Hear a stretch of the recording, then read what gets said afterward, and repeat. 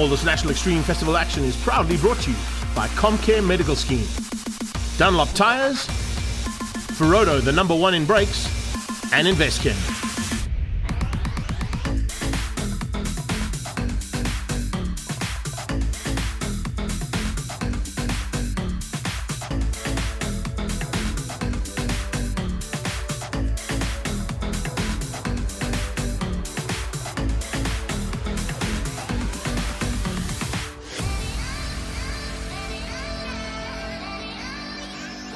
Welcome to the Extreme Festival, round number 3 of the National Championships, and it's round 4 of Comcare Polo Cup that we kick off the show with.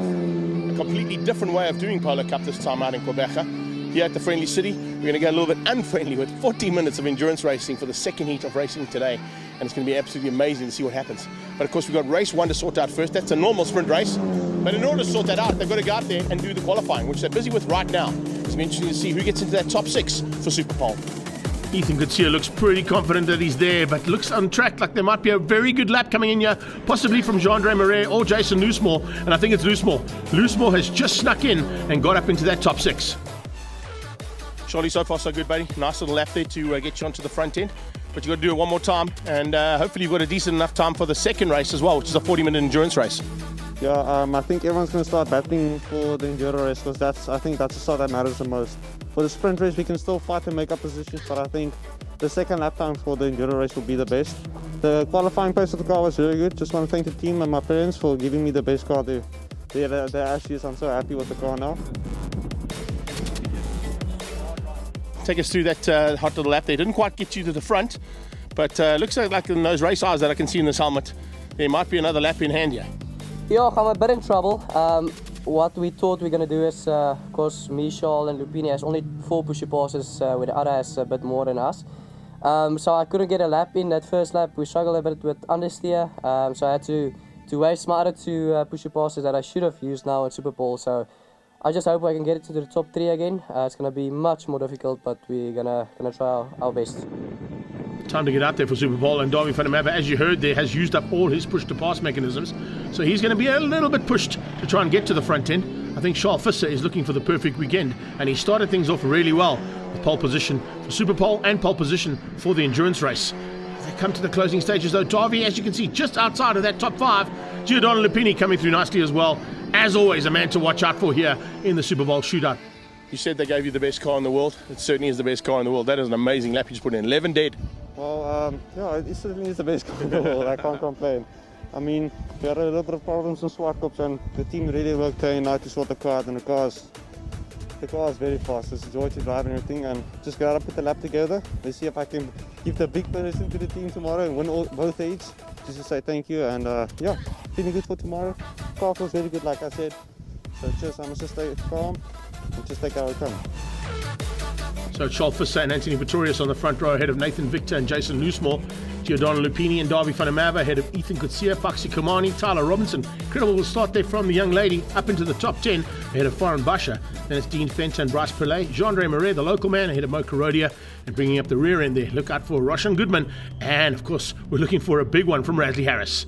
On board with Nathan Victor as we're about to go racing now for the first time here of 2 races. This is the sprint one, this is the short one that counts, and this is a great start from Charles Visser off the line. Absolutely lightning quick, and it doesn't look like there's any answer there coming from Pretorius. He slots in behind Visser, just trying to block Victor, puts him onto the grass a little bit as they go across the start finish line there and down towards turn 1. Pretorius hangs on to second place, and Victor slotting in into third. And problems in the background. Faran Basha and Jean-Andre Marais coming together. Rasley Harris went wide, so did Bryce Pillay. Looks like 2 cars coming together there. A couple of other cars, I think, had to take evasive action, and that has just caused a huge ripple effect in that mid-pack. Davy van der Merwe has got huge pressure coming from Ethan Coetzee by the looks of it, right from the word go, as they head up through that very fast hanger sweep for the first time. Charles Visser is pulling away ever so slightly there from the rest of the pack. As you can see, you can see exactly what was happening there. A bit of defensive driving, and the safety car has been deployed. So there must be an issue down at turn 1 after all that fracas, and safety car has been deployed now. So let's have a look at that. In the mid-pack, you can see Faran Basha just getting a little bit of a push from the back end. It may have come from Jean-Andre Marais. You can see Rasley Harris had to go wide and try and avoid the 2 spinning cars, and just slotting in between was Bryce Pillay. This is Tyler Robinson's point of view. She just goes inside, stays out of trouble. Lucky there for the young lady. The AF fans and Team Red Racing lady just stayed out of trouble. Foreign Basha, though, look at that left front door. Big bang on the left front door there from him. And looks like we're back in racing. Yes, the safety car is back into the pit lane, and it's line astern across until they cross that finish line. Then everybody can go and attack. And already look at those push-to-pass mechanisms being used. The lights come on, and they're using those push-to-passes to get up close and personal with everybody involved in that front 7 or 8 cars. Visser on the brakes, holds on, and he's under huge pressure. Look at that. The bucketless car getting completely out of shape under braking. Anthony Pretorius, after such a magnificent weekend at the previous round, has certainly got his confidence way up there. But Charles Visser has already put it on to pole for 2 races. He's taken the Super Bowl, and he's now looking for race number 1 to keep that perfect weekend going. Let's catch up now with Tyler Robinson. My team has set up my car really well, so I'm going really nicely. Hanger is scary though. It's a really scary corner. Is it foot flat? No, it's not, because I think if I did that, I'd be in the wall. But I'm really enjoying the circuit. It's really got some nice pace to it, and also some tight corners, so you have to know what you're doing to race here. You really have to put your mind to it to go fast, because it's quite a difficult circuit. You can see the confidence is building in this young lady, looking for a top 10 finish. First time ever in Polo Cup. Another man who's had top 10 finishes and finish at the front is Giordano Lupini. And look at how hard he's battling there with Darby. Let's catch up with him. Look, it was unfortunate that we had to miss the first round, but we made the decision to compete at Killarney. We pulled a few sponsors together, and thank goodness they've stayed on board. They've been great ever since, and we've been really fast on track. So it's a big catch-up game now. Hopefully we can do it by the end of the season, but we're already up to 3rd. It's going to start getting tough now, but we just got to keep on winning. Stage fighting for 4th there, Gio, so a little bit of work to do here in the final stages. Charles Visser's done it all right. Look at the gap he's pulled over Pretorius here onto the final lap.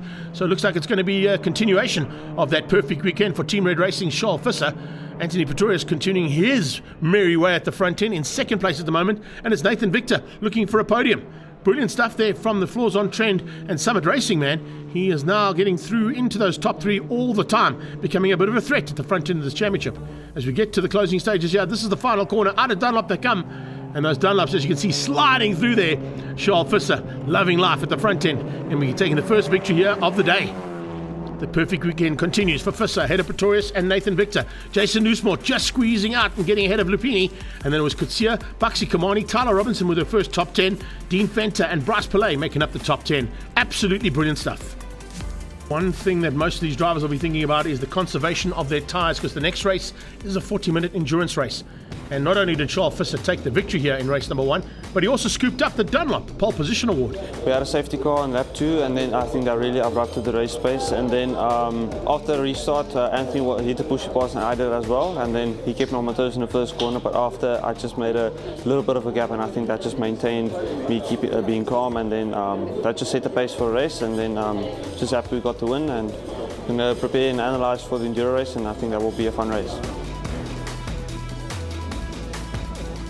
It was a tight race that was very difficult to keep the car on the track, but at least we came across 2nd and see what we can do later on. It was a good race, my first podium in Polo Cup, so I'm really happy about that. It's just a motorsport, you never seem to be pleased unless you're on top. We're going to be going for that in the 40-minute race, really happy with the result here today. Bit of work to be done there with QV Motorsport to get Foreign Basha's car back up and running, but I'm sure they've got some spare parts that they're going to be throwing at those cars to get them ready. A couple of guys with some battle scars out there. And now a whole change up in your mindset for race number 2. 40-minute endurance race. It's only been done once before in Polo Cup racing, so let's see who's got what it takes now to get to the front end after 40 minutes of racing here at Aldo Scribanti. Lights on, and we're about to go racing for 40 minutes. They go off, and it's going to be Charles Visser to lead the way down towards turn 1. Pretorius going to go with him. Good start coming out of Ethan Kutsia again behind Darby van der Merwe. We're on board with him as they head down towards turn 1. Side-by-side action, as always in Polo Cup, is pretty frantic when you get to the front end of this field, particularly in turn 1. And around the outside, look at Basha trying to find a way through there on Giordano Lupini. He finds his way through a loose ball, and in the background again, another crash into turn 1. Dean Fenter's been taken out there. The M-Town and a VDN Motors machine out. Looks like there's some problems as well there for Mo Karodia. And is that Rasley Harris? Yes, it is. Red flag. Oh, so we're going to have to restart this one. And by the looks of things, a couple of negotiations on the grid. We're now going to drop this down to 30 minutes. Have a look in the background. Dean Fenter just being touched there by Rasley Harris. Wow, did Tyler Robinson miss him? Only just missing the spinning car right in front of her. Here's Robinson's point of view. You can see Polo goes wide, and there you go, just tucking in. She tries to avoid the spinning cars. Look out for Rasley Harris coming through there as well. And there, nowhere to go, into the back of Mo Karodia. Tyler Robinson, Mo Karodia, Rasley Harris, Bryce Pillay. Oh, a whole bunch of cars involved in that one. Fortunately, Tyler Robinson's got going again. This is Karodia's point of view. You can see Harris getting out of shape on the brakes. That's what started the big effect that happened down into turn one. And as you can see there, Dean Fenter being forced wide after being tapped by this man right there, Rasley Harris. Mo Karodia had nowhere to go, and there loses a wheel in the way. Oh, that is a huge moment. So a couple of very battle-scarred machines down at turn one. It looks like both Tyler Robinson and Rashawn Goodman out of race number 2. As I said, they've negotiated a 30-minute restart now, so they've dropped the race down by 10. Still a long way out on track. Nearly 7.5 minutes longer than normal in a race of Polo Cup. So it's now time to see who has got those Dunlops with enough rubber to race the next 30 minutes. Remember, with that safety car coming out now, it doesn't negate the safety car rule that was going to come in for the 40-minute endurance race. There was going to be a compulsory safety car, which the COC now has in an envelope. It was drawn by Charles Visser, the pole man, as we go on board here with Victor into turn 1, and it will dictate when that safety car comes out and for how long. Now with a 30-minute race and of course a full restart, the safety car rule is still in place. So at any time from now until 5 minutes to go, that safety car could be deployed. And it doesn't necessarily mean for an accident on circuit. It's just a compulsory safety car that will be brought into play. And it's going to affect this race big time, particularly considering the fact that we're getting this kind of action. Wow, how was that? Gio Donalupini trying to find a way through. Pretorius having none of it and just forcing Gio into a little tap as they went up into the hairpin. Now they come down through the Chevy sweep, absolutely flat out. Nathan Victor on the back end of Giordano Lupini. That little tap between Lupini and Pretorius has opened up a huge margin between the two of them. Kutsia now into the mix, along with Faran Basha. Great to see those two having a big recovery. And you can see some maneuvers coming there from Jason Loosemore as well. Look at Davy van der Merwe, holding nothing back as he squeezes on the inside of Nathan Victor. Watch on the right-hand side. You might see that red, black, and white bonnet just squeeze through. Victor looking across, saying, right, let's see who's going to have what it takes on the brakes as they go down towards turn 1. This is very awesome stuff. Loosemore looking to go with Davy van der Merwe if he outbrakes him. And he's done that. He's got on the inside of Nathan Victor. Loosemore hangs back ever so slightly, giving them a little bit of room to play as they get into the S's. This is Victor's point of view, and look at Davy, absolutely lit into the first part of the S's, sideways from Davy van der Merwe. Brilliant stuff there from the Nathan's Motorsport and the OMP driver. He has got some huge pressure coming here from the back end, and Nathan Victor wants another podium, there's no doubt about it. That first podium little sniff is giving him a lot of confidence, and he keeps it up here into race 2.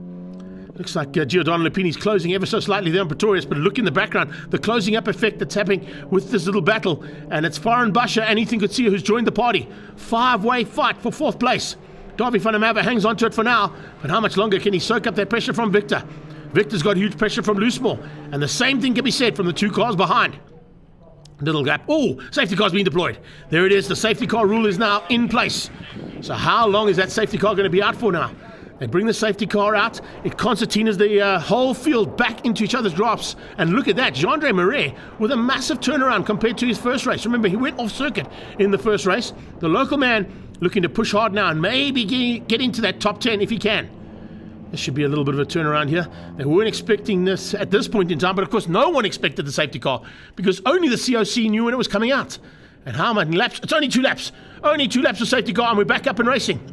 So it's line astern, single file until they cross the finish line, and then everybody can put their hammer down. Who has still got some push-to-pass mechanisms left here for this final bit of the race? Another man who's ever improving, particularly after a big crash, was Ethan Kutsia. Ethan, you've been pretty busy lately. You had Pekiza, now you're at PE. How's it going? Yeah, well, it's going well. So I won in Pekiza, and over here, I came here. I haven't been here in over a year. FP1 I was quickest, FP2 the times are so close, and overall I really enjoy this track. It's fast and flowing, and I feel confident about the weekend. Any pressure from Lee? I mean, there are expectations, but they're not visual, so he doesn't really put direct pressure on you, but the pressure more comes from within myself.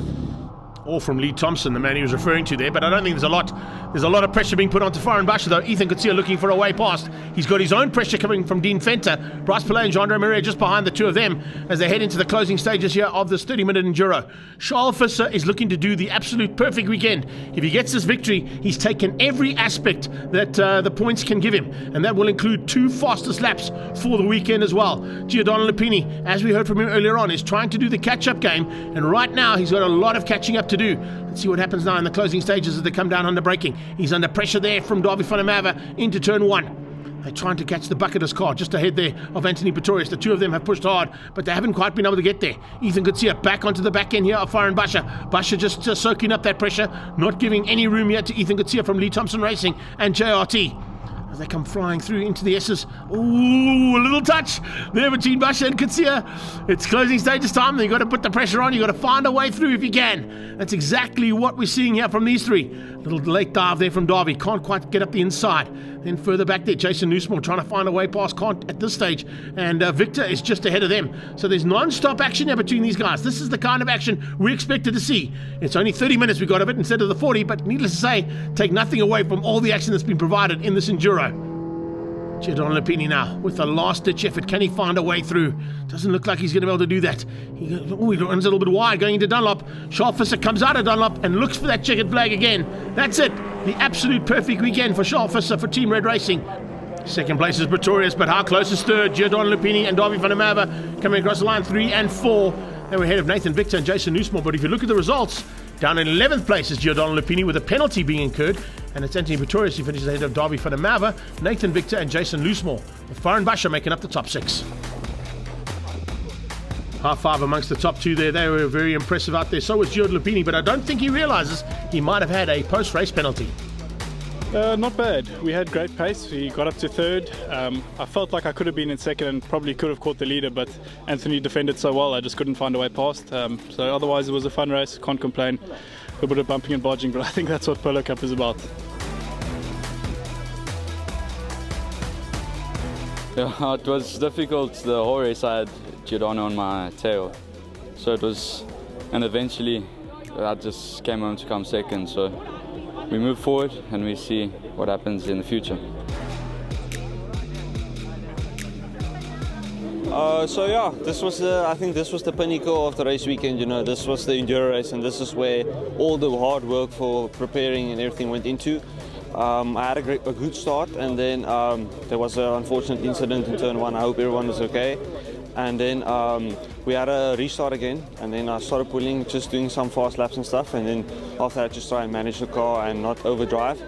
And then on the restart, Anthony hit a push to pass, and then he was keeping me honest for a few corners, but after that, because I was the normal car in front, I got all the clear air. So Anthony did a really good job keeping up with me, but in the cold air just came in my favor. But yeah, overall I'm very stoked with the points we bagged, and thanks for the team giving me this car. This car is amazing. We struggled in Swartkops a bit, and they worked day and night. So I'm super stoked, and I just want to say thanks to my parents, and I want to dedicate this race to my father. I mean, without him I wouldn't even be here, and yeah, just feeling super stoked, and we're going on to the next national, and I'm feeling confident. This is the championship heading to East London. The next round, it's Charles Visser at the top. Darby van der Merwe has moved up slightly ahead of Nathan Victor. Giordano Lupini was dropped down 1 position into 4th place, so he's got some work to do at the next round. We'll see you after the break with more action.